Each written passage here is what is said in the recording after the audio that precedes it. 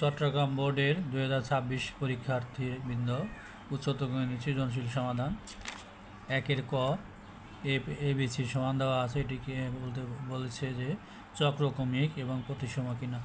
তারপরে তাহলে অঙ্কটি আমরা এর পরতে বি, বি এর পরতে সি এবং সি এর পরতে এ বসিয়ে পাই এবং প্রতিসম হলে দুইটি রাশি পরিবর্তন করতে হবে। তাহলে দেখা যাচ্ছে এখানে রাশিটি চক্রক্রমিক এবং প্রতিসম। খতে ভাগশেষ উপপাদ্যের অঙ্ক px সমান এতকে 3x প্লাস m দ্বারা ভাগ করলে ভাগশেষ হবে p অফ মাইনাস m/3। এটার মান বের করা হয়েছে। আবার 3x প্লাস n দ্বারা ভাগ করলে ভাগশেষের মান বের করা হয়েছে। দুইটি ভাগশেষের সমান ধরে আমরা এখানে উত্তরটি করে নিয়েছি।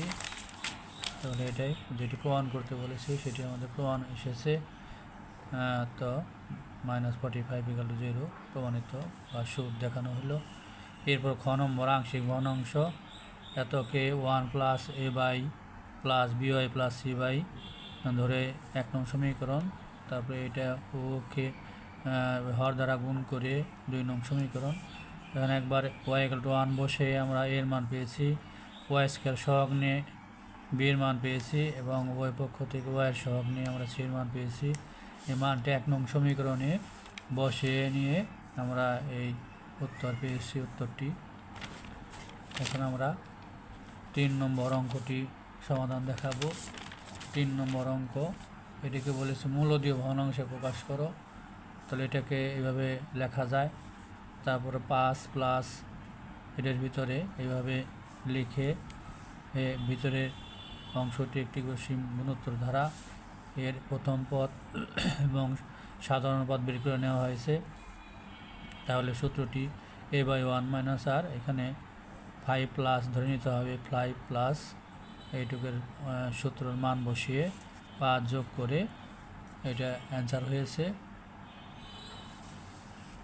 এইভাবে। তাহলে আমাদের উত্তর এটা অ্যান্সার হয়েছে। খ নম্বরটি এই ধারাটি লিখে নেওয়া হয়েছে।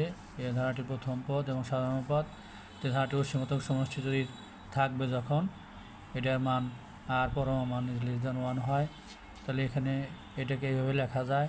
লেখার পরে এখন ঋণাত্মক মান ধরে ওয়াইয়ের মান বের করা হয়েছে <(-1/3) আর আর এর মান <(1) ধরে ধনাত্মক মান ধরে এটাকে মান বের করা হয়েছে y > 0। তাহলে আমাদের দুইটা শর্ত এই দুটি। এবং এখন সমষ্টি নির্ণয় করতে হবে। সমষ্টি সূত্র a/1 - r। তাহলে এর মান হচ্ছে 1 - r এর মান বসিয়ে আমরা রেজাল্ট পেয়েছি 6y + 1/6y। এরপর আবার গ নম্বর অঙ্ক এখানে r + 1তম পদ n/r x এর পাওয়ার এরকম n - r সূত্র y এর পাওয়ার r। তাহলে এটার মান বের করে এইভাবে এখান থেকে আমরা x বর্জিত পদের মান, এটা হচ্ছে x বর্জিত পদের মান 20 - 5r, x বর্জিত পদের মান 0। এখানে r এর মান বের করেছি 4। তাহলে 4 + 1 বা 5তম পদের মান হচ্ছে x বর্জিত। তাহলে 5তম পদের মান এখানে মান বসানো হয়েছে। 5তম পদের মান বসিয়ে এখানে r এর মান 4 বসানো হয়েছে। বসানোর পরে আমরা রেজাল্ট পেয়েছি 840। এখন আমরা 4 নম্বর অঙ্ক সমাধান করব। 4 নম্বর অঙ্কটি হচ্ছে